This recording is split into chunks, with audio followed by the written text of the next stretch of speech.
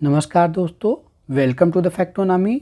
आज हम भारतीय संविधान के वीडियो में संवैधानिक विकास की बात करेंगे। जो भारत का संवैधानिक विकास है इसकी चर्चा करेंगे। देखिए, सबसे पहले हम जान लेते हैं कि इसकी ज़रूरत कब पड़ी और कैसे कैसे भारतीय संविधान का विकास हुआ। तो प्लासी का युद्ध 1757 में हुआ था। उसके बाद हुआ क्या कि ये जो बंगाल वाला क्षेत्र था इस पर आधिपत्य जमा लिया था अंग्रेज़ों ने। उसके बाद हुआ बक्सर का युद्ध, जो कब हुआ था 1764 में हुआ था। और इसके बाद जो है संपूर्ण भारत पे आप देखेंगे तो अंग्रेज़ों का जो है हक धीरे धीरे जमता गया। तो बक्सर का युद्ध 1764 के बाद जब हुआ तो कंपनी के जो कर्मचारी थे उनके द्वारा क्या किया गया, तो उपहार लेने की प्रथा और लूट करने की प्रथा यह प्रचलन में आ गई। जिसके बाद क्या किया गया कि कंपनी को नियंत्रित करने के लिए कुछ रेगुलेटिंग एक्ट लाए गए। ये रेगुलेटिंग एक्ट आप देखेंगे तो भारत के संवैधानिक विकास में प्रमुख भूमिका निभाते हैं। तो आइए हम जान लेते हैं कौन कौन से रेगुलेटिंग एक्ट थे और कैसे कैसे ये भारतीय संविधान में अपनी भूमिका निभाते हैं उनके विकास में। तो सबसे पहले देखेंगे भारतीय संविधान का विकास, तो ये दो तरीके से आप देख सकते हैं। एक तो कंपनी के अंतर्गत जो पारित अधिनियम है उसके तहत जो हुआ है, और एक ब्रिटिश क्राउन जो है उसके अंतर्गत जो अधिनियम पारित हुए हैं उसके अंतर्गत हुआ है। तो कंपनी के अंतर्गत जो पारित अधिनियम है उनमें आप देखेंगे तो 1773 से लेकर 1853 के बीच में 7 जो रेगुलेटिंग एक्ट थे वो पारित हुए थे। वो कौन कौन से थे, तो 1773, 1784, 1786, 1793, 1813, 1833 और 1853 के एक्ट। उसके बाद देखेंगे तो 1857 की क्रांति हुई थी।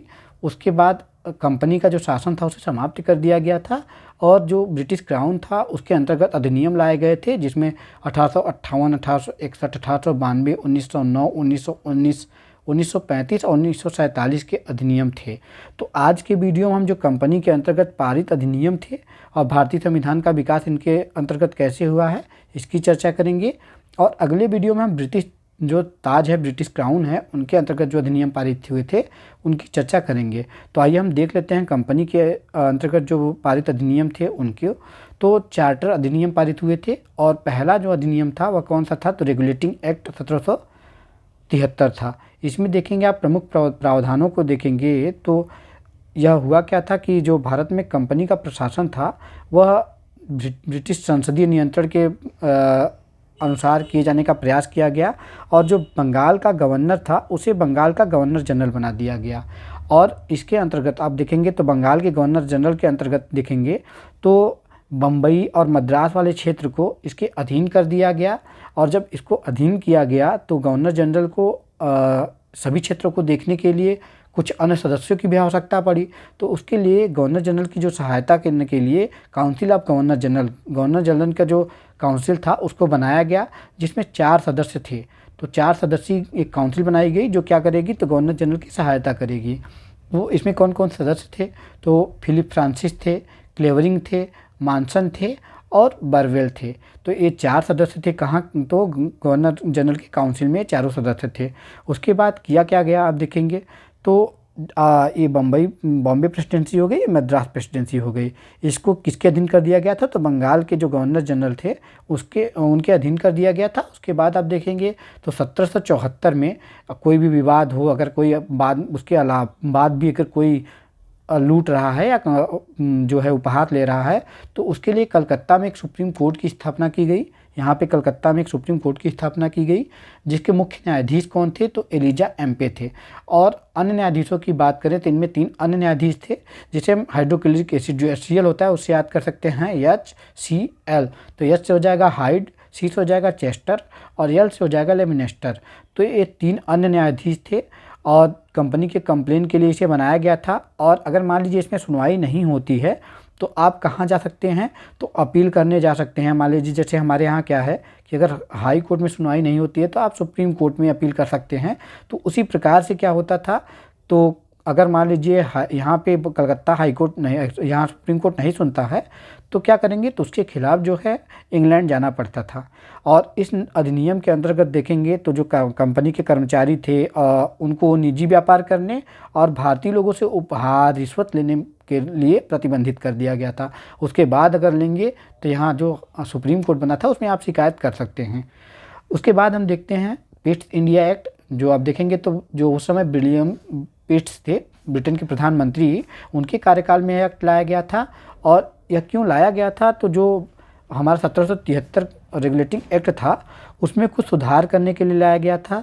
तो इसके अंतर्गत किया क्या गया, तो जो व्यापारिक क्रियाकलाप थे उनको देखने के लिए बोर्ड ऑफ डायरेक्टर बनाया गया, और जो राजनीतिक या फिर सैनिक क्रियाकलाप थे उनके लिए क्या किया गया, तो बोर्ड ऑफ कंट्रोलर बनाया गया। तो जो बोर्ड ऑफ डायरेक्टर था इनको इंडिया आना पड़ता था, और ये क्या करते थे, तो यूके में रहते थे बोर्ड ऑफ कंट्रोलर। और इसके तहत क्या किया गया कि गवर्नर जनरल जो थे वो उस समय, तो गवर्नर जनरल ब्रिटेन से आए आदेशों को मानने के लिए बाध्य कर दिया गया, और गवर्नर जनरल की जो काउंसिल थी उसमें एक सदस्य को घटा भी दिया गया।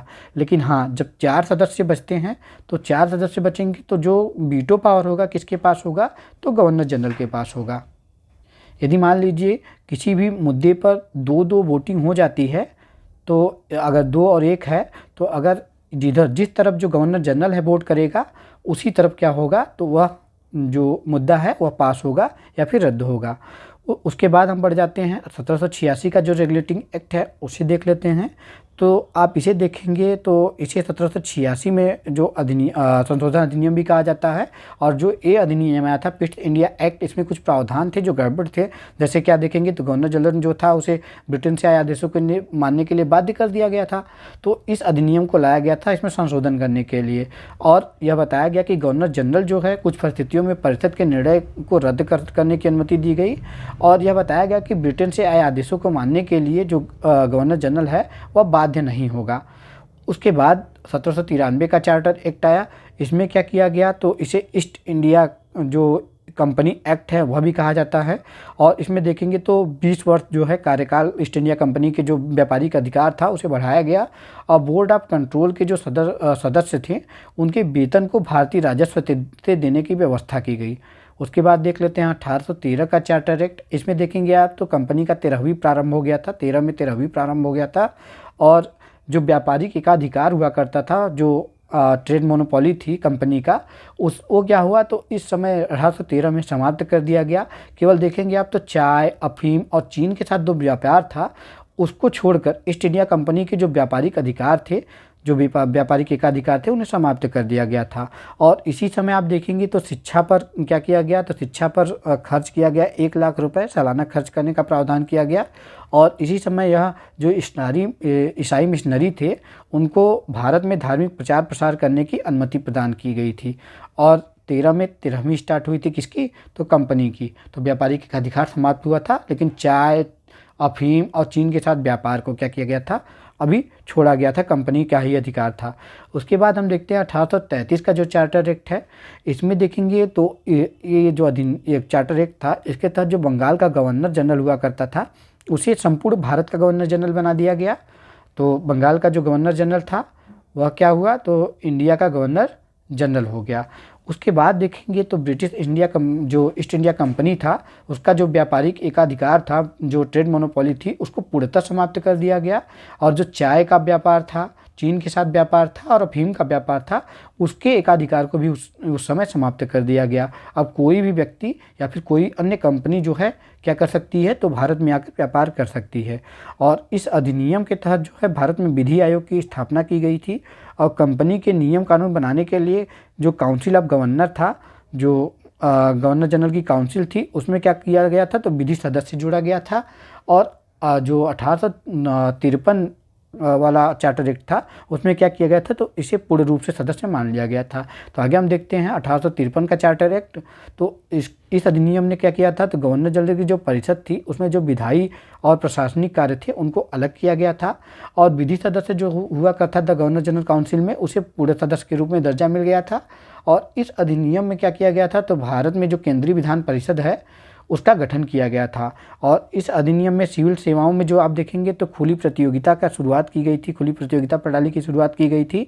और देखेंगे तो 1854 में मैकाले समिति का भी गठन किया गया था, और इसे क्या कहते हैं, तो भारतीय सिविल सेवा समिति के नाम से भी जाना जाता है। तो इसका गठन कब किया गया था, तो 1854 में किया गया था। उसके बाद देखेंगे 1853 में अन्य प्रावधानों को देखेंगे तो 1853 के चार्टर एक्ट में पहली बार जो केंद्रीय विधान परिषद था उसमें स्थानीय प्रतिनिधित्व की शुरुआत की गई, और गवर्नर जनरल परिषद के 6 जो नए विधायी सदस्य होते थे उनमें 4 की नियुक्ति देखेंगे आप, तो मद्रास, बम्बई, बंगाल और आगरा के स्थानीय सरकारों द्वारा की गई थी। उसके बाद बंगाल प्रेसिडेंसी के लिए अलग गवर्नर की स्थापना की गई थी और इसी में देखेंगे तो जो विभिन्न प्रेसिडेंसी थी उनकी स्थापना की अवधारणा भी दी गई थी 1853 के चार्टर एक्ट में। और कोर्ट ऑफ डायरेक्टर को जो पंजाब राज्य है उसके लिए लेफ्टिनेंट गवर्नर जो हुआ करते थे, एलजी हुआ करते थे, उनकी नियुक्ति का भी अधिकार दिया गया। और इसलिए क्या किया गया, 1859 में एक नई प्रेसिडेंसी की भी स्थापना की गई थी। उसके बाद देखेंगे तो 1857 में एक क्रांति हुई थी। तो 1857 की क्रांति के बाद जो था तो कंपनी के पास अधिकार हुआ करता था तो छीन लिया गया और क्राउन के अधीन भारत का जो शासन हुआ करता था उसे सौंप दिया गया। तो इसके तहत जो भारत का संवैधानिक विकास हुआ है उसकी चर्चा हम अगले वीडियो में करेंगे। धन्यवाद।